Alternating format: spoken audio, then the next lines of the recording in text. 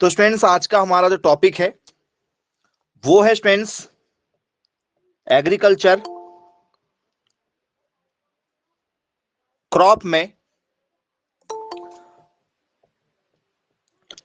फसलों का तापमान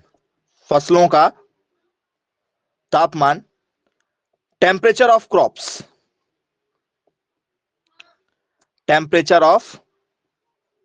मतलब जो फसलें होती हैं स्टूडेंट्स उनका जो टेम्परेचर होता है ये लगातार हमसे पेपर में पूछा जाता है। तो स्टूडेंट्स पहला ही क्वेश्चन हमसे पेपर में पूछा जाता है कि भैया जो खरीफ की फसलें होती हैं, खरीफ क्रॉप्स जितनी भी होती हैं, खरीफ फसलें जो होती हैं इनके लिए क्या टेम्परेचर होना चाहिए। जो खरीफ की फसलें होती हैं उनके लिए क्या टेम्परेचर होना चाहिए, जिसमें मक्का है, धान है, ये आपसे पेपर में पूछा जाता है। जी बताइएगा, खरीफ के समय में क्या टेम्परेचर होता है। जी बहुत शानदार।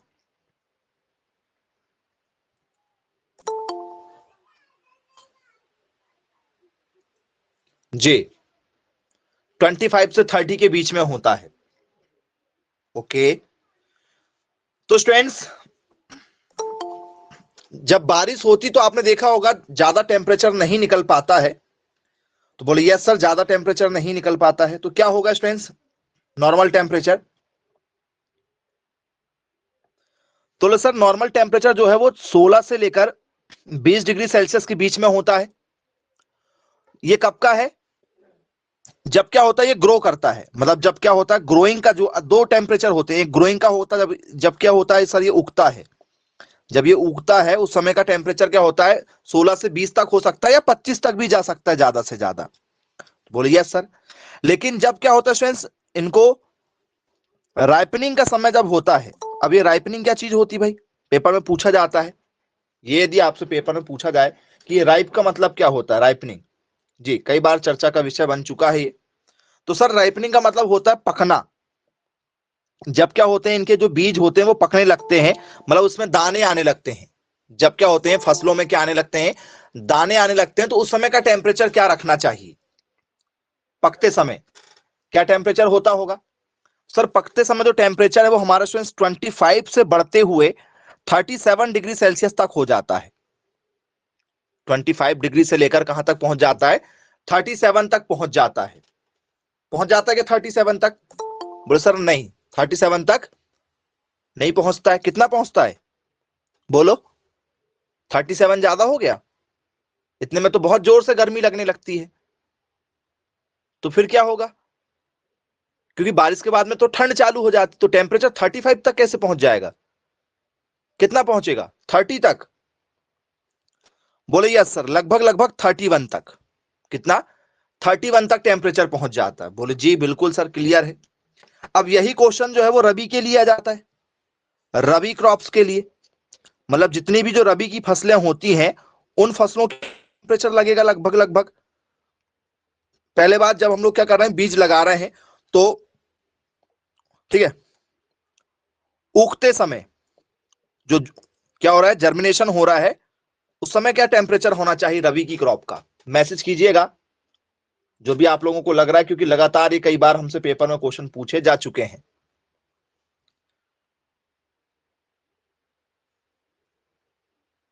जी रबी क्रॉप्स के लिए क्या टेम्परेचर होना चाहिए।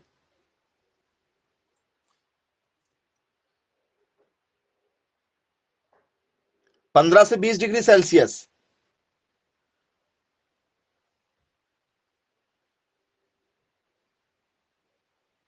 जी और कोई।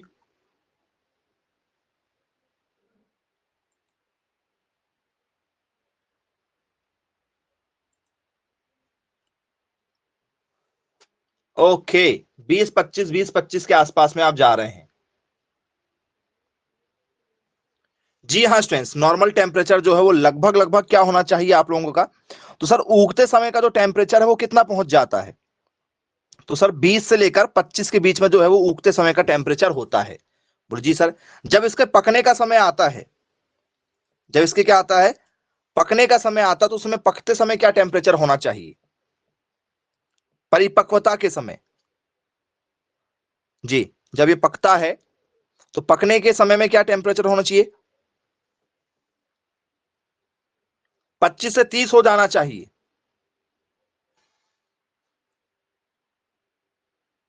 ओके, पकते समय टेम्परेचर बोले सर क्या हो जाता है, ज्यादा हो जाता है, 30 से 35 हो जाएगा। क्योंकि फसल कटाई के समय में क्या टेम्परेचर होता है बताओ? फसल कब कटती है सर? ये कटती है फरवरी मार्च में, और फरवरी मार्च में टेम्परेचर कितना होता है आपको पता है? रबी की फसल जो होती है कितना होगा सर? फरवरी मार्च में टेम्परेचर पहुंच जाता है हमारा 30 to 35 डिग्री सेल्सियस के आसपास में, 30 to 35 डिग्री सेल्सियस के आसपास में पहुंच जाता है। बोले जी सर बिल्कुल ठीक है, क्लियर है। अब स्टूडेंट जब फसलों की हम चर्चा करते हैं तो आप लोगों को स्टूडेंट्स एक चीज तो जरूर पता होगी कि जब भी हम फसल लगाते हैं तो बारिश होती है, मौसम में परिवर्तन होता है, क्लाइमेट चेंज होता है। तो बोले यस सर, क्या हो जाता है? क्लाइमेट भी चेंज होता है। तो मौसम परिवर्तन, मौसम में क्या आते हैं? बहुत सारे परिवर्तन हमें देखने को मिलते हैं जो टेम्परेचर पर इफेक्ट डालते हैं। तो बोले यस सर, टेम्परेचर पर क्या इफेक्ट डालता है स्टूडेंट सबसे पहले? तो सर सबसे पहले टेम्परेचर पर जो इफेक्ट डालता है वो है तुषार। तुषार जिसे हम लोग आम बोलचाल में क्या कहते हैं? पाला भी कहते हैं, लेकिन इंग्लिश वाले सिर्फ क्या कहते हैं? उसको फ्रॉस्ट कहते हैं। तुषार, तुषार पड़ गया, बोले पाला पड़ गया, ऐसा सुना होगा आप लोगों ने। बारिश के समय में ये होता है, या ये ठंड के मौसम में होता है, या गर्मी के मौसम में होता है? बताइए कब होगा? पाला किस मौसम में पड़ता है और किस फसलों में पड़ता है? मतलब रबी की फसलों में कि खरीफ की फसलों में कि जायद में? मैसेज कीजिए जी। बोर्ड वाली स्क्रीन यदि आपको हाफ दिखाई देती होगी तो आप जो बोर्ड दिखाई दे रहा है उस स्क्रीन पर क्लिक करके, थ्री डॉट पर क्लिक करके उसको पिन कर लीजिएगा तो आपको फुल बोर्ड में दिखाई देगी स्क्रीन। चलिए सर स्क्रीन ब्लर दिख रही है। तो स्टूडेंट्स तुषार क्या होता है? तो सर तुषार में क्या होता है? सर तुषार में जो है वो हल्की सी बर्फ की परत जमा हो जाती है। यदि आपसे कोई पूछे कि भैया तुषार क्या होता है तो सर फ्रॉस्ट क्या होता है? यदि आपसे कोई पूछे कि भैया फ्रॉस्ट का मतलब क्या होगा, नॉर्मल ज्योग्राफी का भी एक टॉपिक मान सकते हैं इसे हम लोग, फ्रॉस्ट या पाला। तो सर शीतलहर चलने लगती है इस समय, जिसे हम लोग क्या कहते हैं? शीतलहर चल रही, बहुत ठंडी हवाएं चल रही हैं। सर पेड़ पौधों की पत्तियों पर हल्की सी बर्फ जमा हो जाती है। इसमें क्या होता है वो सर? वातावरण का तापमान 0 डिग्री सेल्सियस के आसपास पहुंच जाता है। क्या हो जाएगा? वातावरण का तापमान, वातावरण का तापमान 0 डिग्री सेल्सियस से नीचे पहुंच जाता है, नीचे पहुंच जाता है। बोले यस सर, क्या हो जाता है? वातावरण का तापमान 0 डिग्री सेल्सियस से नीचे पहुंच जाता है। तो इससे क्या होगा स्टूडेंट्स? सर आसपास हल्की सी बर्फ की परतें क्या होने लगती हैं? जमा होने लगती हैं। तो तो पौधों के ऊपर, पौधों के ऊपर हल्की सी बर्फ, पौधों के ऊपर हल्की सी बर्फ जमा होने लगती है, बर्फ जमा होने लगती है। ये होता पाला कि भैया पाला पड़ गया। पाला जमने से क्या हो जाता है? तो पादपों की जो कोशिकाएं होती है उसमें क्या होता है? जीव द्रव भरा होता है, लिक्विड भरा हुआ होता है, क्योंकि पत्तियों में गिरेगा सबसे पहले। ये जो हल्की हल्की बर्फ गिरती है वो किस में गिरेगी सर? पत्तियों में गिरेगी। और जैसे ये पत्तियों में गिरेगा तो क्या होगा? तो सर ये पत्तियों को क्या कर देगा? उनकी जो लेयरिंग होगी उनको क्या कर देगा? जो झिल्लियां होंगी उनको क्या कर देगा? तोड़ देगा। तो धीरे धीरे स्टूडेंट जिस खेत में आपने देखा होगा, या कई बार आपका जम्मू कश्मीर हिमाचल प्रदेश वगैरह यदि जाना यदि हुआ होगा, तो स्टूडेंट्स पौधों को क्या कर देता है? पौधों की पत्तियों को सुखा देता है। ये धीरे धीरे पौधों की पत्तियां धीरे धीरे धीरे धीरे क्या होने लगती है? पाला पड़ने से सूखने लगती है। तो बोले यस सर बिल्कुल ठीक है। तो स्टूडेंट्स फ्रॉस्ट का मतलब क्या होता है? यदि आपसे कोई पेपर में यदि पूछा जाए तो फ्रॉस्ट का मतलब क्या होता है? तो a covering of a minute ice crystal के फॉर्म में। बोले जी बिल्कुल, यदि हमसे पेपर में यदि पूछ लिया जाए कि फ्रॉस्ट क्या होता है तो सिंपल सी डेफिनेशन तो बनी जाएगी। तो फ्रॉस्ट इज, ठीक है, frost, frost is water vapour, water vapour और water in gas, water in gas that become solid, that becomes solid होती है। बोले यस सर बिल्कुल ठीक है। तो स्टूडेंट्स कई बार आपने देखा होगा जैसे बारिश में या ठंड के मौसम में ज्यादातर अक्सर ये होता है, पाला तो जो है वो ठंड के मौसम में आता है। तो यदि किसी की कार यदि बाहर पार्क यदि होती है तो आपने देखा होगा स्टूडेंट्स कार की जो विंडो है उसमें हल्की सी व्हाइट कलर की बर्फ जम जाती है, तो कुछ लोग उसमें डिजाइनिंग, ठीक है, कुछ भी अपना नाम लिख देते हैं या कोई भी ड्राइंग वगैरह कर देते हैं, देखा होगा आप लोगों ने। या आपके दरवाजे की जो विंडो वगैरह होती है घरों में, उन विंडो में भी हल्की सी जमा हो जाती है। तो बोले जी सर बिल्कुल देखा। तो वही आपकी क्या होती है सर, पाला होती है। आपको ये ठंड के मौसम में देखने के लिए आसानी से मिल जाएगा। तो स्टूडेंट्स फ्रॉस्ट के बहुत सारे लॉसेस भी हैं। यदि आप इसके डिसएडवांटेज की यदि हम बात करें तो बहुत सारे क्या होते हैं इसके डिसएडवांटेज भी होते हैं, और टेम्परेचर को इफेक्ट करने वाले, ठीक है, मेन कारण में इसको भी माना जाता है। तो बोले यस बिल्कुल क्लियर है। तो आइए जरा देखते हैं कि फ्रॉस्ट के जो डिसएडवांटेज हैं वो क्या क्या हो सकते हैं। ठीक है, तो पहला डिसएडवांटेज क्या होगा सर, पौधों को होगा, टेम्परेचर गिरा देगा। ठीक है, बोले यस सर। अब और क्या होना चाहिए, एक तो क्या करेगा टेम्परेचर को गिरा देगा, दूसरा क्या करेगा तो सर दूसरा पौधों की पत्तियों को सुखा देगा। तो बोले यस सर, ये क्या होता हमारा पाला होता है। अब स्टूडेंट्स पाले से यदि हमें बचना है, किसान को देखा होगा स्टूडेंट्स जब भी खेतों में क्या होता है पाला गिरता है, ठीक है, या फ्रॉस्ट गिरता है, हल्की सी बर्फबारी होती, तो किसान क्या करता है स्टूडेंट्स, खेत के चारों तरफ धुआं करता, देखा क्या। किसान जो होते हैं, जो प्यारा होता है उनका, जिसे हम लोग पुआल कहते हैं, या उनके पास में मक्के की क्या होती है, ठीक है, मक्के के तने बचे हुए होते हैं, या फिर उनके पास में सोयाबीन वगैरह का जो क्या होता है भूसा होता है, या गेहूं का भूसा, जो भी कुछ उनके पास में होता है उसको क्या करते हैं, उसको जलाते हैं और धुआं करते हैं। धुआं करते हैं मेनली, स्पेशली होता है धुआं किया जाता है। बोलिए सर धुआं करते हैं। तो स्टूडेंट्स क्या करते हैं, इसको पाले से यदि हमें बचाना है तो पेपर में पूछा जाता है, यदि पाले से यदि आपकी फसलों को बचाना है तो निम्न में से क्या करना होगा, या पाले से बचाव के निम्न में से कौन से सही उपाय हैं। तो बोले सर पाल लगा देंगे। भाई पाल आपके पास में 100 एकड़ में क्या है आपकी मक्का लगी हुई, सॉरी 100 एकड़ में आपकी गेहूं लगी हुई है, या 500 एकड़ में आपकी गेहूं लगी हुई है, और पाला आ रहा है, मतलब पाला गिर रहा है, ठीक है, हल्की सी बर्फबारी हो रही, तो क्या करोगे, पाल लगाओगे क्या। कितने एकड़ में लगाओगे पाल, त्रिपाल लगाना है, मतलब जैसे शादी के लिए टेंट लगाते हो ना, वैसे टेंट लगाना है। तो सर नहीं कर सकते ना, इतना मैनेज नहीं कर सकते, एक आम किसान कहां से पाल लगाएगा। ठीक है, तो सर क्या करेंगे, पाला अवरोधी किसमें कितनी लगाओगे बेटा, पाला जब गिरता है ना तो आपको क्या करना पड़ेगा उसके, ठीक है, उपाय ही ढूंढना पड़ेगा। तो सर पहला उपाय तो क्या होता है, धुआं लगा देंगे। ठीक है, क्या कर देंगे हम लोग, धुआं करते जाएंगे। तो यस सर, स्मोक करते जाएंगे हम लोग, धुआं करते जाएंगे, धुआं से कुछ बचाव हो सकता है।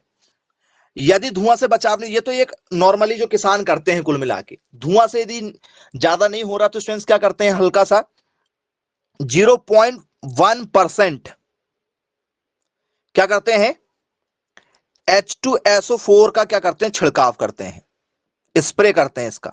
इसका क्या किया जाता है, छिड़काव किया जाता है, इसका स्प्रे किया जाता है, किसका, तो सर 0.5% H2SO4 सल्फ्यूरिक एसिड जिसे हम लोग कहते हैं, इसका क्या किया जाता है, स्प्रे किया जाता है, छिड़काव किया जाता है H2SO4 का। इससे पाले से बचा जा सकता है।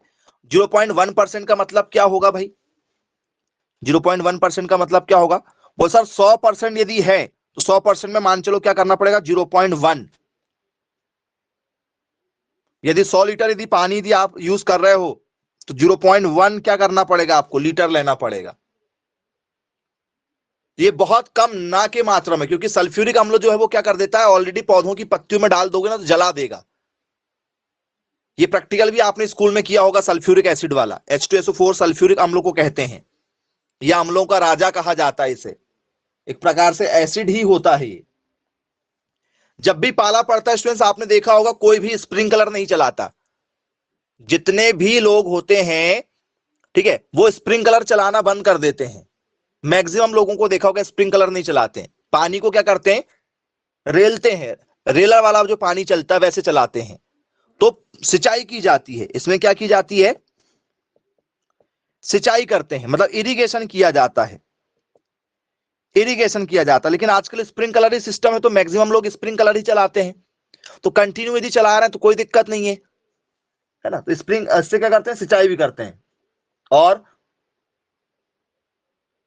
क्या कर सकते हैं, तो एक ऑप्शन और है इलेक्ट्रिक हीटर का। जैसे घरों में ठंडी लगती है तो ठंड के मौसम में क्या होता है, लोग बाग घरों में क्या लगा लेते हैं, हीटर लगा लेते हैं। लेकिन हीटर जो है वो यहां पर एक उपाय नहीं हो सकता। हाँ, खेतों में पानी भर देते हैं, सिंचाई उसी को कहते हैं बेटा। खेतों में पानी भर देना मतलब क्या होता है, उसको सिंचाई करना ही कहते हैं, कि आप द्वारे द्वारा पानी को क्या करो, लबालब खेतों में भर दो। स्प्रिंकलर के द्वारा इतना पॉसिबल नहीं होता है, लेकिन जिनके पास में जमीन ज्यादा है तो वो स्प्रिंकलर ही चलाएंगे। ठीक है। तो स्टूडेंट्स एक और यूज क्या होता है कि भाई आप इलेक्ट्रिक हीटर का यूज कर सकते हैं। लेकिन इलेक्ट्रिक हीटर जैसे मान चलो आपका खेत ये है और आपने यदि हीटर यहां लगा दिया तो यहाँ की फसलों को ज्यादा नुकसान पहुंचा देगा, वो यहाँ की फसलें जल भी सकती हैं। इलेक्ट्रिक हीटर गर्म होता है और ये यहां लगा दोगे तो इधर की फसल को खा जाएगा, वो इधर की फसल को भी खा जाएगा, इधर की फसल को खा जाएगा, जहां जहां हीटर लगाओगे तो। और फिर बीज के लिए कैसा करोगे, तो जो हीटर होता है ये थोड़ा सा क्या हो जाता है, हार्मफुल हो जाता है, इसलिए हीटर का यूज कोई नहीं करते। सबसे अच्छा ये माना जाता है कि आप सिंचाई करो, और दूसरा है धुआं करो, और तीसरा है आपका कि आप H2SO4, क्योंकि रसायन पेपर में पूछा जाता है कि आप रसायन किसका यूज करते हैं, तो H2SO4 नाम का रसायन का हम यूज करते हैं, जिसे हम लोग सल्फ्यूरिक अम्ल के नाम से जानते हैं। बोले जी सर बिल्कुल ठीक है। अब स्टूडेंट्स मौसम को प्रभावित करने वाला क्या होता है, एक पाला होता है जो मौसम को प्रभावित करता है। बोले जी बिल्कुल सर ठीक है भाई, मौसम को प्रभावित करता है। इसके बाद में स्टूडेंट्स मौसम को और क्या प्रभावित करता है, पाला हो गया। पाला के बाद में क्या होता है जो मौसम को प्रभावित करता है, सर मौसम को प्रभावित करने वाले में जाता है इसका अपोजिट। पाला का अपोजिट हो जाता है लू। पाला का अपोजिट क्या हो जाता है सर, लू हो जाती है, लू वगैरह। बोले यस सर देखा हमने, लू तो देखा है गर्मियों के मौसम में। ठीक है, स्कार्फ पहन पहन के घूमते हैं शहरों के अंदर। बोले जी सर बिल्कुल। तो स्टूडेंट्स लू में क्या होता है सर, लू में क्या होता है, हवा चलती, गर्म हवाएं चलती हैं। यदि आपसे कोई पूछे कि भैया लू क्या होता है, सर लू में क्या होती है, गर्म हवाएं चलती हैं। ओके, और क्या होता है भाई लू में, यदि आपसे पेपर में पूछ लिया जाए और लू में क्या होता है, तो सर इसमें जो है वो हॉट विंड की ठंडी हवाएं, हॉट के विंड एयर चलती, कौन सी एयर चलती है, हॉट या विंड, ठंडी हवाएं या गर्म हवाएं। सर इसमें चलती है हमारी गर्म हवाएं। कैसी चलती हैं, हॉट एयर क्या होती है इसमें प्रभावित होती है, तो स्टूडेंट्स गर्म हवाएं चलती हैं इसमें, गर्म हवाएं चलती हैं। बोले जी सर बिल्कुल ठीक है, गर्म हवाएं चलती हैं। तो स्टूडेंट्स क्या होता है, इसके लिए सबसे ज्यादा पेड़ ही लगे होना चाहिए। नॉर्मल ये जो माना जाता है कि इसके लिए क्या हो, सबसे ज्यादा पेड़ का ही यूज करें। तो स्टूडेंट्स वायुरोधी, इनके लिए सबसे अच्छे पेड़ कौन से माने जाते हैं, तो इनके लिए स्टूडेंट्स आप लोगों का जैसे नीम का पेड़ हो गया, सबसे अच्छा माना जाता है। नीम हो गया, आम हो गया, इनके पेड़ सबसे अच्छे इसके लिए माने जाते हैं। तो बोले जी सर बिल्कुल ठीक है भाई, पेपर में यदि पूछा जाएगा तो आसानी से बन जाएगा। और क्या कर सकते हैं इसके लिए, लू से बचने के लिए यदि आपसे पेपर में पूछ लिया जाए कि भैया लू को हम लोग और क्या कहते हैं, तो सर इसे हम लोग बोलते हैं ड्राई समर विंड। लू को ही दूसरे शब्दों में क्या कहा जाता है, इसको समर विंड के नाम से जाना जाता है। मतलब जो गर्मी की जो हवाएं होती हैं उसे क्या कहते हैं हम लोग, समर विंड के नाम से भी जानते हैं। तो बोले जी बिल्कुल सर बन जाएगा, पेपर में यदि पूछा जाएगा तो आसानी से। चलिए, समर विंड मतलब समर विंड भी कह सकते हैं, या इसे हम लोग बोल सकते हैं शुष्क हवाएं के नाम से भी जान सकते हैं, या इसे हम लोग बोल सकते हैं ड्राई विंड के नाम से भी जानते हैं।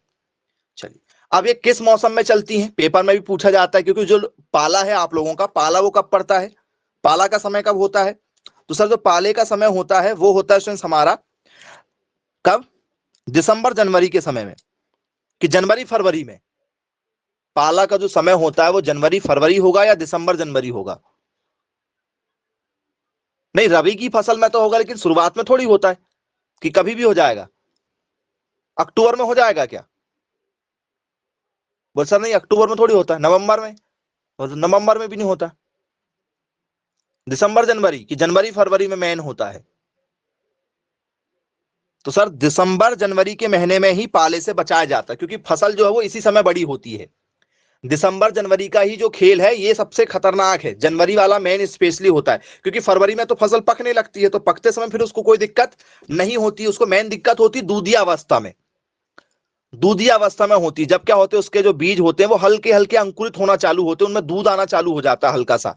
मतलब बीज बनने का समय, हल्का सा जो बीज बनने का जो समय चालू होता है शुरुआत, उसी दौर यदि पाला पड़ गया या तुषार पड़ गया या फ्रॉस्ट पड़ गया, तो वहीं से क्या हो जाता है स्टूडेंट्स, वो पूरा का पूरा जो उसकी जो बालियां तैयार होती हैं, वो बालियां क्या होती हैं, सिर्फ तैयार होती हैं, उसके अंदर क्या होता है, कुछ नहीं होता, खाली खाली होता है वो। बोले यस सर बिल्कुल ठीक है। इस तरीके से हमें पेपर में पूछा जाता है। अब जो लू होती है स्टूडेंट्स, लू कब चलती है, मेनली कब चलती है लू, मई में कि जून में? तो सर मेन चलती है मई और शुरुआती जून में, मई और शुरुआती जून में, क्योंकि जून के मिड में पानी आ जाता है। 8 जून से 10 जून के बीच में इंडिया में पानी हर कोने कोने में पहुंच जाता है 10 जून तक। नॉर्मल मानसून यदि रहे तो, लेट मानसून रहे तो फिर वो 15 जून 20 जून भी पहुंचता है। लेकिन जून के हाफ में और मई पूरा, इस समय क्या चलता है, लू ज्यादा चलती। टेम्परेचर देखा होगा आपने 38 37 40 तक 45 तक पहुंच जाता है कुछ जगह में। बोले जी सर बिल्कुल ठीक है भाई, क्लियर है, ये भी आपसे बन जाएगा। अब स्टूडेंट्स इसके बाद में यदि लू चल रही है, लू यदि चल रही है तो स्टूडेंट्स क्या करना चाहिए हमें? खेतों में सिंचाई करना चाहिए। यदि लू चल रही है और यदि आपने खेतों में सिंचाई कर दिया गैप दे दे के, तो स्टूडेंट्स आप लोगों ने देखा होगा टमाटर में जो है हल्की सी क्या आ जाती है, एक लाइनिंग लाइनिंग टाइप की आ जाती है। लू यदि चल रही है और उस समय यदि आपने टमाटर में क्या कर दिया, पानी छींच दिया, तो पानी की जो सिंचाई है स्टूडेंट्स उसको करने पर क्या होगा, टमाटर में देखा होगा स्टूडेंट्स आप लोगों ने, टमाटर सब कुछ अच्छा रहता है लेकिन उसका जो पीछे वाला भाग होता है वहां से हल्की सी क्या जाती है, उसमें तिड़ान आ जाती है, वो हल्का सा क्या हो जाता है, फट जाता है। बोले यस सर, फट जाता है। तो टमाटर का जो फटना है वो भी किस कारण से होता है सर, ये लू के कारण से होता है, या रुक रुक कर आप पानी देते हैं तो? बोले जी सर बिल्कुल ठीक है। और क्या करते हैं स्टूडेंट्स हम लोग, और क्या कर सकते हैं बताइए? तो स्टूडेंट्स इसके लिए खेतों में लू से बचने के लिए एट्राजीन, नाम सुना है आप लोगों ने एट्राजीन का? एट्राजीन का नाम सुना है? सभी लोगों ने सुना होगा, इस दवाई का छिड़काव किया जाता है एट्राजीन। नहीं सुना? सुना है? बोले यस सुना हुआ है। तो किसका छिड़काव किया जाता है? एट्राजीन का यूज किया जाता है, एट्राजीन। बोले यस बिल्कुल, एट्राजीन का यूज कर सकते हैं। फिर स्टूडेंट्स इनके बाद में, लू के बाद में एक और आता है स्टूडेंट्स हमारा शीतलहर। ये सब टेम्परेचर को प्रभावित करने वाली चीजें बता रहा हूं, ये टेम्परेचर को ज्यादा कर दे रहा है, ये टेम्परेचर को गिरा दे रहा है। फिर एक आता है आपका शीतलहर, सुना होगा, शीतलहर चल रही है। बोले क्या चल रही है? शीतलहर चल रही है, जिसे हम लोग बोलते हैं कोल्ड वेव्स। क्या चल रही है? बोले कोल्ड वेव्स चल रही हैं, शीतलहर का प्रकोप चल रहा है। बोले ये क्या होता भैया, शीतलहर का चलना? जी क्या होता शीतलहर में, कोल्ड वेव्स कैसी चलती हैं? सभी ने सुना होगा शीतलहर के बारे में, कोल्ड वेव्स। ठीक है, ऐसा मौसम आ जाता है जब क्या करते हो आप, स्वेटर पे स्वेटर पहन लो, कुछ कर लो, ठीक है, ठीक है, लेकिन उससे कोई भी फर्क नहीं पड़ता है, आपको ठंड लगेगी ही लगेगी। शीतलहर इतनी आती है कि आप स्वेटर पहनकर भी यदि गाड़ी चलाओगे तो आपको ठंड लगेगी, इतनी ठंड पड़ती है। हवाएं ज्यादा चलती हैं, मतलब ठंड मौसम में तो होती है, साथ में हवाएं ज्यादा चलती, ठंडी हवाएं।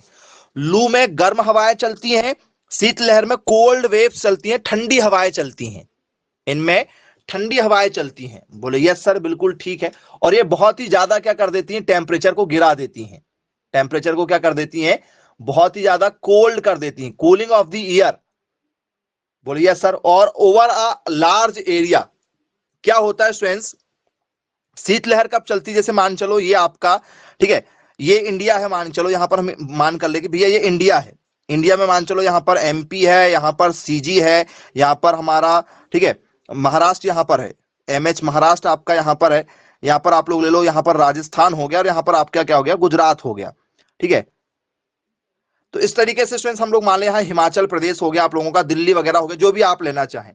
अब मान के चलो स्टूडेंट्स यहाँ गोवा है, गोवा तरफ सबसे पहले पानी गिरा या केरला तरफ गिरा पानी, केरला तरफ पानी गिरा। तो सेंस यहां पर यदि पानी गिरा है, केरल में यदि पानी गिरा है, तो सेंस वो प्रभाव क्या होगा, धीरे धीरे वो ठंडी हवा इधर आना चालू हो जाती, और ये ठंडी हवाएं जो मैक्सिमम जो है वो 24 आवर्स के लिए ही दिखाई देती हैं। शीतलहर जो है वो आपको 24 घंटे के लिए दिखाई देती है मैक्सिमम। 24 घंटे बाद में वो टेम्परेचर को क्या कर देती है, धीरे धीरे धीरे धीरे क्या कर देती है, कम कर देती है। तो इंडिया में पानी सबसे पहले कहां गिरता है स्टूडेंट्स, बताओ इंडिया में सबसे पहले पानी कहां गिरता है? सर इंडिया में सबसे पहले पानी आ जाता है हमारा केरला में। केरला से क्या होता है, हमें पानी दिखाई देता है। शुरुआती पानी जो केरला तरफ से हमारे इधर आता है। बोले जी सर बिल्कुल ठीक है। तो कोल्ड वेव्स जो चलती हैं, इससे क्या होता है, ठंडी हवाएं चलती हैं। बोले जी सर बिल्कुल ठीक है। किस दिशा से आती है स्टूडेंट्स, ये किस दिशा से आती है? ईस्ट, वेस्ट, नॉर्थ और साउथ। कौन सी दिशा से आती है? वेस्ट साउथ से, नॉर्थ वेस्ट से, ठीक है, नॉर्थ ईस्ट से, या आपका साउथ ईस्ट से? कौन सी दिशा से आती? क्योंकि ऐसी चलेगी, ऐसी ऐसी हवा चलेंगी। बीच में इंडिया है मान के चलो, बताओ किस तरफ से हवाएं चलती हैं, सोच के बताइएगा। शीतलहर जो है वो किधर से चलती है? ऐसा जरूरी नहीं कि इधर से ही चले, इधर से चले ऐसा जरूरी नहीं है।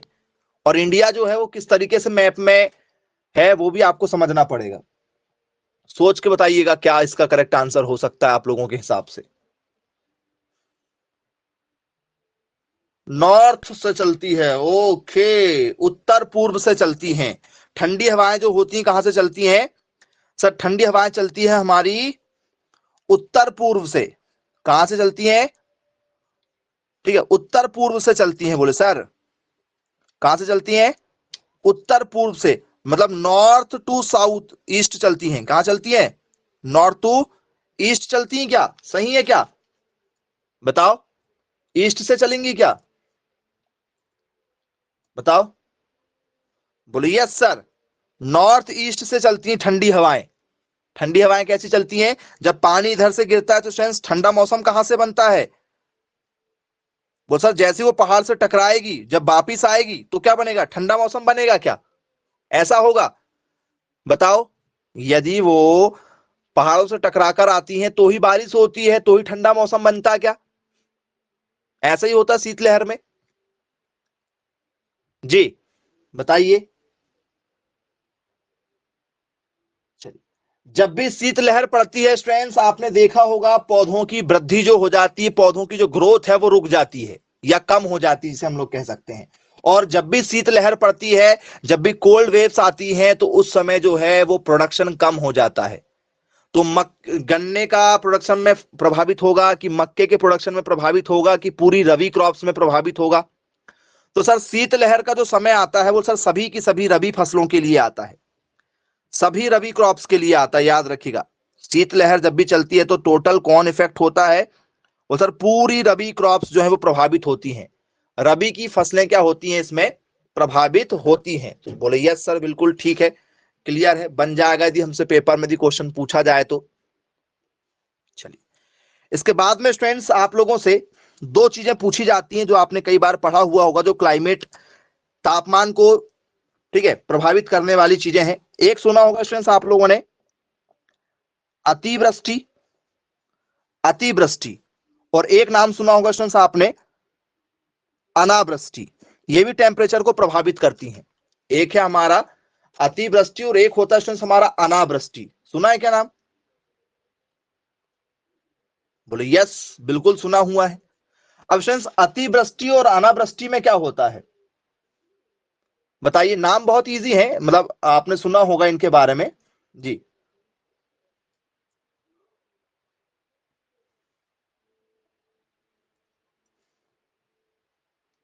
जी, बहुत ही very very good, very good.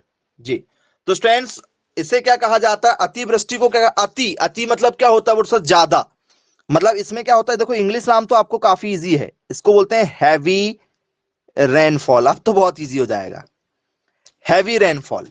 इसमें क्या हो जाता है, बस इसे हम लोग क्या कहते हैं, हैवी रेनफॉल के नाम से जानते हैं। तो अब तो बहुत इजी हो गया आप लोगों के लिए। क्या होता भैया हैवी रेनफॉल में?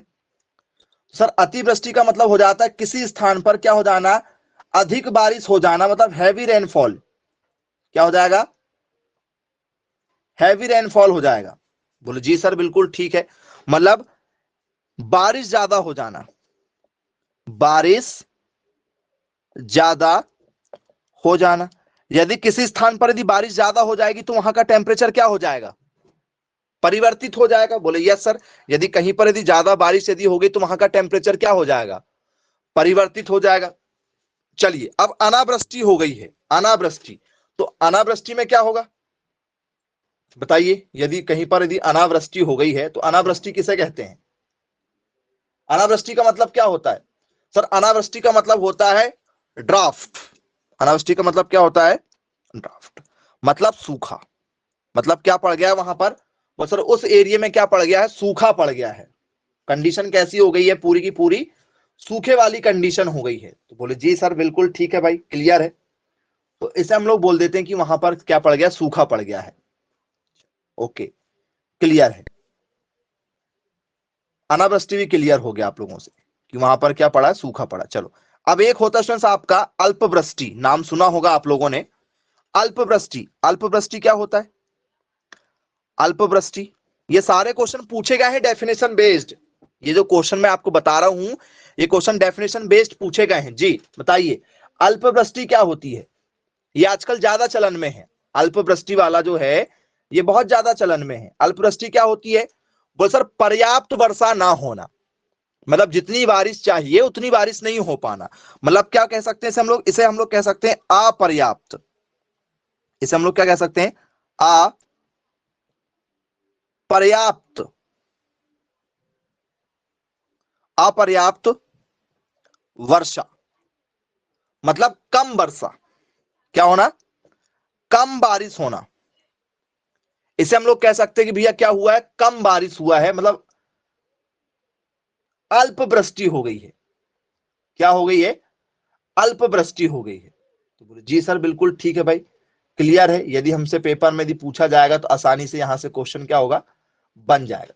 तो अब अल्पवृष्टि को क्या कहते हैं हम लोग, यदि हमसे पेपर में यदि पूछ लिया जाए भैया अल्पवृष्टि का मतलब क्या होगा, तो स्टूडेंट्स ये जो बारिश हुई है हमारी अल्पवृष्टि वाली, ठीक है, इसे हम लोग क्या बोलेंगे,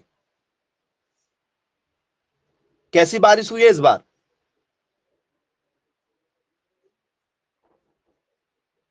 बताओ क्या कहते हैं इसे।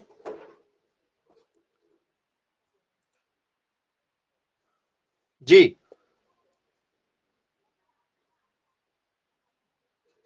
तो सर इसको हम लोग बोलते हैं स्कैंटी रेन। स्कैंटी रेन कहा जाता है क्या इसको, बताओ अल्पवृष्टि को, क्योंकि पेपर में यदि आपसे पूछ लिया जाए फिर दिक्कत बहुत ज्यादा हो जाएगी।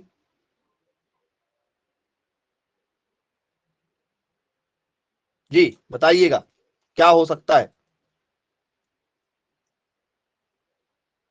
आवश्यकता से कम बारिश होना अल्पवृष्टि कहलाता है, या बिल्कुल भी बारिश ना होना, ठीक है, तो फिर वो क्या हो जाएगा, अनावृष्टि। बिल्कुल भी नहीं होगी तो अनावृष्टि, कम यदि होगी तो अल्पवृष्टि, ज्यादा यदि हो जाएगी तो अतिवृष्टि। ये तीनों की तीनों चीजें हमसे पेपर में पूछी जा चुकी हैं। अकाल की स्थिति किसमें आती है, अकाल वाली स्थिति अनावृष्टि में आती है, सूखा वाली स्थिति अनावृष्टि में आती है, और कम बारिश वाली आती है हमारी अल्पवृष्टि में। नोट डाउन कर लीजिए। और जिसे हम लोग क्या कहते हैं, स्कैंटी रेंस के नाम से भी जानते हैं। ये सब के सब क्वेश्चन पेपर में लगातार हमसे पूछे जा चुके हैं। आप लोगों से यदि आए तो अब बनना चाहिए। चलिए अब इसके बाद में हम बात करेंगे स्टूडेंट्स, ठीक है, हमारे नए टॉपिक के साथ चर्चा करते हैं।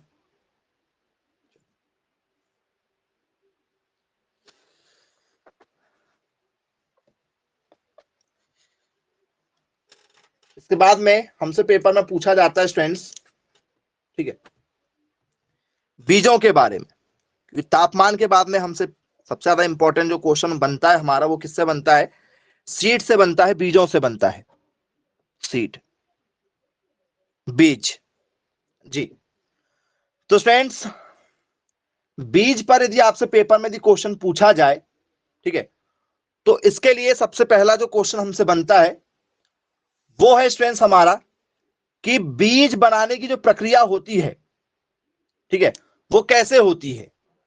तो सर बीज बनाने की जो प्रक्रिया होती है उसे हम लोग किस नाम से जानते हैं, प्रवर्धन के नाम से जानते हैं। कुछ नाम सुना प्रवर्धन, बोले हाँ सर सुना है प्रवर्धन।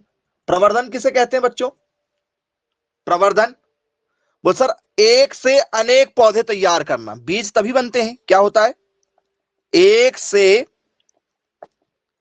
अनेक पौधे तैयार करना, एक से अनेक पौधे तैयार करना, इसे क्या कहा जाता है सर, इसे कहा जाता है हमारा प्रवर्धन। और प्रवर्धन ही करने के बाद में हमें क्या मिलता है सर, हमें मिल जाता है बीज। प्रवर्धन करने से हमें क्या मिल जाता है, बीज मिल जाता है, जिसे हम लोग क्या कहते हैं सर, इसे हम लोग बोलते हैं प्रोपोगेशन। कई बार पेपर में ये क्वेश्चन पूछा जा चुका है कि भैया ठीक है प्रोपेगेशन क्या होता है, तो एक से अनेक पौधे तैयार करने को ही हम लोग क्या कहते हैं, प्रोपोगेशन के नाम से जानते हैं, या पादप प्रवर्धन या प्लांट प्रोपोगेशन के नाम से जाना जाता है। तो बोले जी बिल्कुल, बनेगा क्या सभी लोगों से, नोट डाउन कर लीजिए।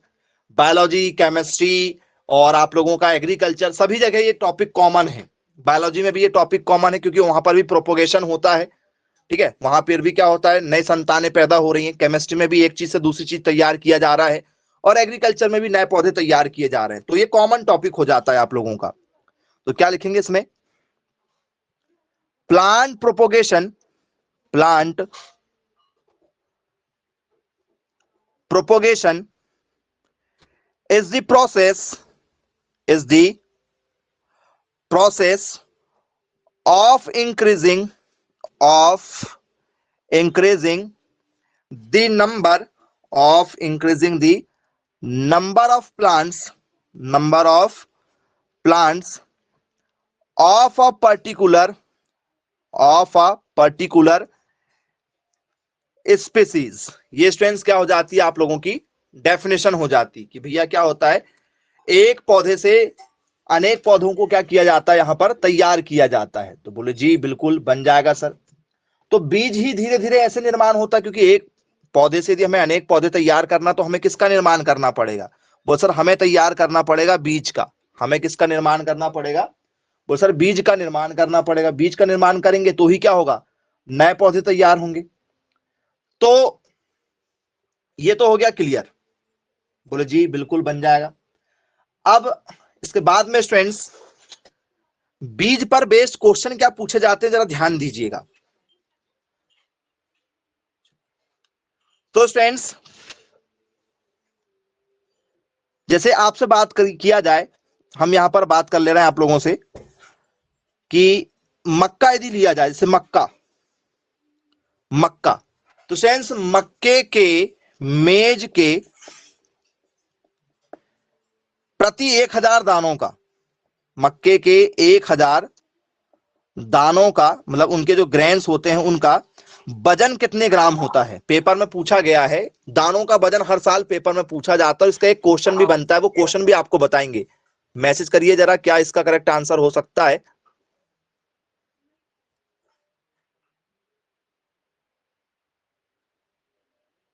जी, मक्के के 1000 दानों का वेट कितना होगा, इस पर एक क्वेश्चन भी बना के बताएंगे आपको कि कैसा क्वेश्चन पूछा जाता है। जी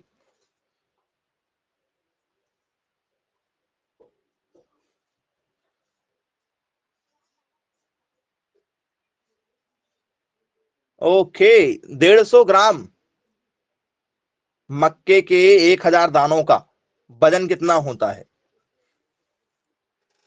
चलिए अब क्वेश्चन देखिएगा, क्वेश्चन से आपको काफी ज्यादा समझ में आ जाएगा। क्वेश्चन से व्हाट इज द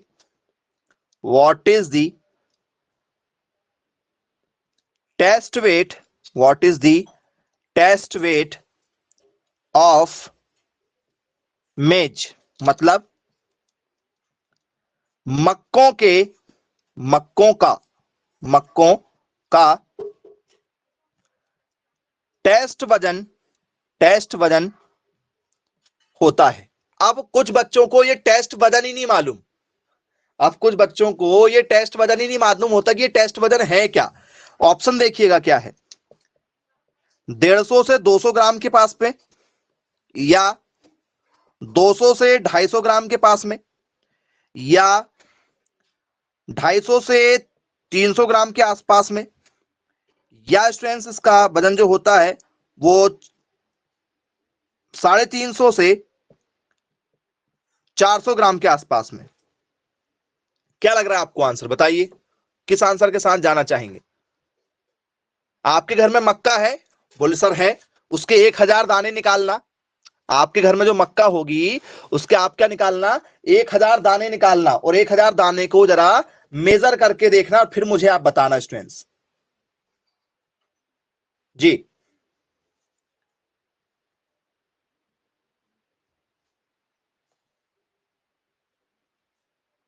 जी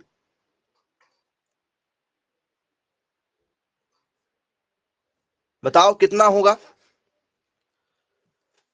आया है बेटा पेपर में, है ना? मक्के के दाने वजनदार होते हैं, मक्के के दाने वजनदार होते हैं बच्चों, उस हिसाब से आपसे क्वेश्चन पूछा गया है।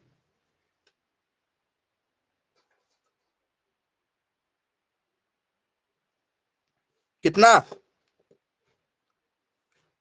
लगभग 350 से 400 ग्राम, लगभग 350 से 400 ग्राम के आसपास में क्या होता है, उनका वजन होता है। बोले जी सर बिल्कुल ठीक है। तो स्टूडेंट्स ये टेस्ट वेट है क्या एक्चुअल में? तो टेस्ट वेट का मतलब होता है प्रति 1000 दानों का वजन।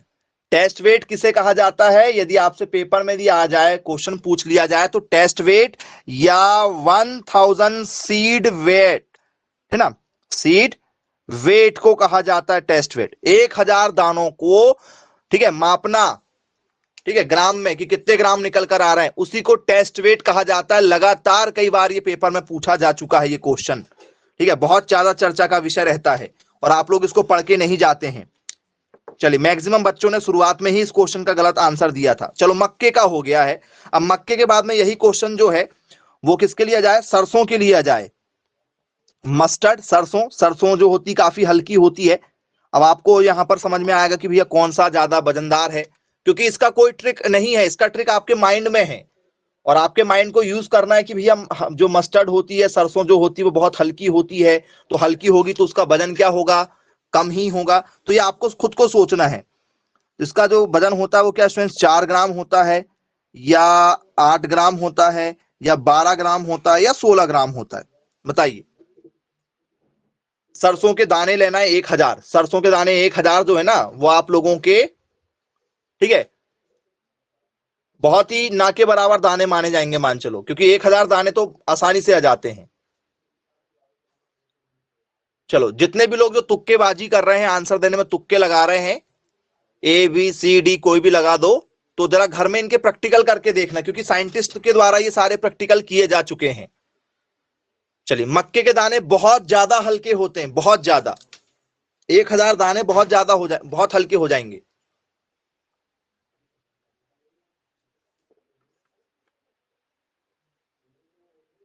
जी, बहुत शानदार। ऑप्शन नंबर ए के साथ जाना चाह रहे हैं। सबसे हल्के दाना होते हैं हमारे किसके? तो सबसे हल्के दाना होते हैं हमारे मस्टर्ड के। तो बोले जी सर बिल्कुल ठीक है भाई, बन जाएगा, पेपर में दी क्वेश्चन दी पूछा जाएगा तो आसानी से नोट डाउन कर लीजिए। चलिए, अब फ्रेंड्स सरसों के बाद में यदि हम चर्चा करें, यहां पर ये सब के सब आपको प्रैक्टिकल करना पड़ेगा खुद से। गेहूं आ जाए आपका, यहां पर गेहूं आ जाए, गेहूं आ जाए जी। गेहूं का जो दानों का वजन होता है वो कितना होता है, ये आपसे पेपर में पूछा जाएगा कि भैया वीट का बता दीजिए, वीट का कितना होता है। एक एवरेज वेट आपको पता होना चाहिए। देखो, मैंने आपको सरसों बता दिया, सरसों बहुत ज्यादा क्या होती है, बारीक होती है। गेहूं जो मक्का है वो थोड़ी बहुत ज्यादा मोटी हो जाती है। गेहूं जो है वो क्या हो जाती है आपकी, सरसों से थोड़ी ऊपर आ जाती है, सरसों से क्या जाती है, थोड़ी सी ऊपर आ जाती है। तो इसका बताइएगा आप मुझे, 40 ग्राम, 100 ग्राम, 10 ग्राम, 130 ग्राम, क्या होना चाहिए? मैसेज करें। सरसों जो है, सरसों से थोड़ी सी क्या होती है, वजनदार होती, क्या होगा? बहुत शानदार आंसर दिए जा रहे हैं। ऑप्शन नंबर ए के साथ जाना चाह रहे हैं आप, ऑप्शन नंबर ए के साथ जा रहे हैं, वेरी गुड, बहुत बढ़िया, सही आंसर स्टूडेंट्स। टेस्ट वेट यदि आपसे पेपर में दी क्वेश्चन पूछा जाए तो 1000 दानों की संख्या को क्या करना है, काउंट आपको करके बताना है। चलिए, क्लियर हो गया। अब यही क्वेश्चन स्टूडेंट्स आप लोगों का क्या हो गया, सोयाबीन के लिए आ जाए। सोयाबीन, जी, सोयाबीन के लिए जाए तब क्या होगा, क्योंकि सोयाबीन का जो वजन होता है वो थोड़ा सा क्या हो जाता है, गेहूं की अपेक्षा क्या हो जाता है, भारी होगा कि हल्का होगा, क्या होगा बताओ? क्योंकि सोयाबीन जो है वो कई बार पेपर में पूछा जा चुका है, सोयाबीन जो है वो क्या होता है, थोड़ा सा मोटा होता है, गेहूं से काफी मोटा होता है और मक्के से थोड़ा सा हल्का होता है। मक्के का वजन और गेहूं सोयाबीन का वजन क्या होता है, कम होता है मक्के के अकॉर्डिंग। तो इन ऑप्शन में किसके साथ जाएंगे हम लोग? चेंज कर दूं क्या ऑप्शन? चलो ऑप्शन चेंज कर देते हैं। ऑप्शन होगा हमारा 110 ग्राम, 130 ग्राम, ठीक है, 190 ग्राम, या डी 250 ग्राम। किसके साथ जाना पसंद करेंगे?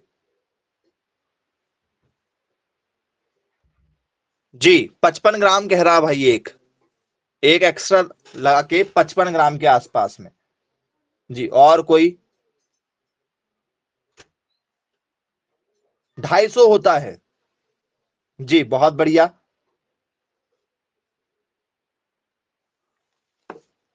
क्या लग रहा है क्या होना चाहिए?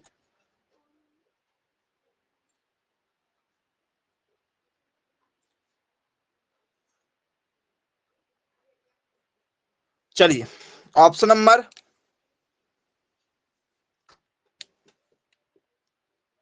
110 नहीं होगा, 110 काफी कम हो जाता है, और 250 जो है वो काफी ज्यादा हो जाएगा, इतना मोटा थोड़ी होता सोयाबीन। आपको लॉजिक लगाना है, लॉजिक थोड़ा सा। सिर्फ इसकी एक हिंट बस आपके पास में है, इसका सिर्फ एक हिंट रहेगा आपके पास में। 1000 दानों की संख्या को टेस्ट वेट कहते हैं, बस। मैं आपका इतना मदद कर रहा हूं कि भैया टेस्ट वेट का मतलब होता है 1000 दाने। अब वो 1000 दानों का वजन क्या होगा, ये आप लोगों के स्वयं के विवेक पर डिपेंड करता है। आप अपना थोड़ा सा सिक्स सेंस लगाएं कि हाँ इतना जा सकता है। तो बोले सर लगभग लगभग कितना जाएगा? 130 ग्राम के आसपास में चला जाएगा। कितना जाएगा बोले? 130 ग्राम के आसपास में जाएगा। चलिए ठीक है भाई, क्लियर हो गया।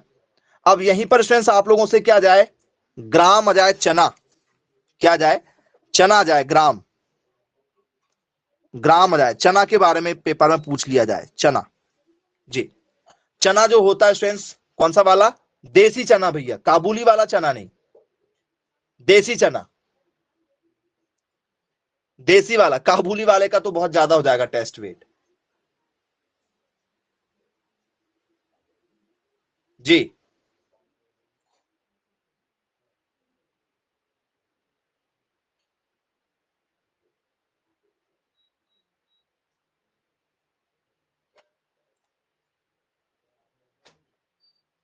जी, देसी का कितना हो जाएगा?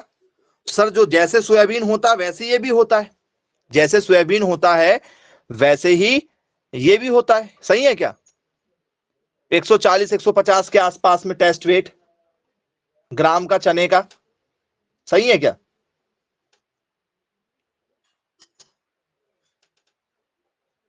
150 के आसपास, हाँ 130 से 150 बोल सकते हो आप लोग, 130 से 150 के आसपास जा सकते हैं। बोलिए सर 130 से 150 ग्राम, हाँ हो सकता है, बिल्कुल इतना हो सकता है आप लोगों का। और ये हो गया देसी वाला, ये कौन सा हो गया? देसी वाला। और एक और आप लोग खाते हो काबुली वाला, कौन सा खाते हो? काबुली वाला चना खाते हैं, मोटा वाला बड़ा वाला चना जो ये देसी वाला इतना छोटा छोटा होता है और काबुली वाला इतना बड़ा बड़ा चना होता है। इसका वेट कितना होगा भाई बड़े वाले का? सर बड़े वाले का वेट फिर पहुंच जाएगा हमारा 250 ग्राम के आसपास में। बड़े वाले का वेट कितना पहुंच जाएगा? 250 ग्राम के आसपास में पहुंच जाएगा। बोले जी सर बिल्कुल ठीक है। तो ये आप लोगों को स्वयं को क्या करना होगा स्टूडेंट्स, इनको, ठीक है, आपको सर्च करना पड़ेगा, सर्च कर करके या प्रैक्टिकल करके। आपके पास में 1000 दाने तो हर किसी चीज के मिल जाएंगे घरों में, जो भी आपके आसपास की फसलें हैं, तो उन दानों का ये प्रैक्टिकल 11th और 12th क्लास में आपको करवाया जाता है स्कूलों में। जब हम, ठीक है, प्रैक्टिकल करवाते हैं तो ये दाने घर से बुलवा के आप लोगों को, वेइंग मशीन होती है स्कूलों में, एक छोटी सी मशीन होती है वेइंग मशीन जिसे कहते हैं हम लोग, उसमें मेजर करवाया जाता है, जिसमें से सोना चांदी वगैरह तुलते हैं ना, वेइंग मशीन, उसमें वेइंग मशीन कहते हैं उसे, उसमें मेजर किया जाता है। या तो फिर आपकी किसी भी दुकान में आप मेजर कर सकते हो, ठीक है। इलेक्ट्रॉनिक मशीन से ये क्लियर होता है कि भाई लगभग कितना वेट होगा, क्योंकि नॉर्मल तो आप जो किलो तकड़ी होती है उससे तो आप नहीं कर पाओगे, किलोग्राम उससे मेजर तो हो ही नहीं पाएंगे 1000 दाने। तो नॉर्मल जो इलेक्ट्रॉनिक मशीन होती है उससे ही हम मेजर कर सकते हैं कि किसका कितना वजन होता है। तो ये सारे प्रैक्टिकल की जो चीजें हैं इन्हें आपको प्रैक्टिकल करना है घरों में, और प्रैक्टिकल करने के बाद में ही आपका सटीक आंसर आएगा। और करिएगा जरूर। जो भी चीज, जैसे आपके घर में मक्का है, गेहूं है, चना है, आपके घर में मूंगफली भी होगी, आपके घर में क्या होगी, मूंगफली। चलो एक क्वेश्चन यदि मूंगफली का आ जाए तो ये प्रैक्टिकल यदि आप घर में यदि हैं तो आप जरूर करके देखिएगा। चावल हो गया आप लोगों का, ग्राम हो गया, ठीक है, आपका क्या हो गया, जैसे क्या हो गया आप लोगों का, राइस हो गया, मान चलो राइस, चावल हो गया। चावल का क्या होता है ये आप चेक कर लीजिए। जैसे मान चलो आपके घर में क्या मूंगफली है, मूंगफली हो गया आपके यहाँ। पीनट्स, या जिसे हम लोग ग्राउंड नट कहते हैं, पीनट्स या इसे क्या कहा जाता है, ग्राउंड नट कहा जाता है। इसे आप घर में चेक कर सकते हैं। इसके बाद में स्टूडेंट्स आप लोगों के पास में क्या होगी, ठीक है, आप लोगों के घर में क्या मिल सकता है, और चलिए ऑनियन तो नहीं, ऑनियन ज्यादा हो जाएगा। हाँ चलो पोटैटो का, हाँ कर सकते हैं, ऑनियन का कर सकते हैं। ऑनियन हो गया, पोटैटो हो गया। मतलब 1000 ऑनियन का वेट कितना होगा कुल मिला के, 1000 ऑनियन का वेट लगभग, या पोटैटो का 1000 का वेट कितना होता है। तो ये माना जाता है कि लगभग लगभग ये 4 क्या होता है, किलो, 4 किलो होता है कि 1000 पोटैटो का वेट। ऐसा हो सकता है क्या इनका, लगाने वाले आलू का, लगाने वाले आलू अलग आते हैं भाई, खाने वाले आलू अलग आते हैं। लगाने वाले आलू अलग आते हैं, खाने वाले आलू अलग आते हैं। इनका वेट कितना हो गया, ऑनियन का वेट कितना होगा, मूंगफली का कितना होगा, ये खाने के अलग और लगाने के अलग आते हैं ना, वो अलग से उसको क्या करके रखते हैं, कॉम निकाल कर रखते हैं उसकी वो। चलिए, तो ये आप लोगों से पेपर में बनना चाहिए, सारे क्वेश्चन कई बार पेपर में पूछे जा चुके हैं। चलिए, तो स्टूडेंट्स आज की क्लास को यहीं समाप्त करते हैं, मिलेंगे फिर कल की क्लास में। और ये सभी क्वेश्चनों को आप लोग एक बार जरूर से प्रैक्टिकल करके देखिएगा, क्योंकि यदि आप प्रैक्टिकल करेंगे तो आप सीखेंगे चीजों को, और जब यदि आप सीख जाते हैं तो फिर आप उसे कभी नहीं भूलते हैं। Okay, bye bye.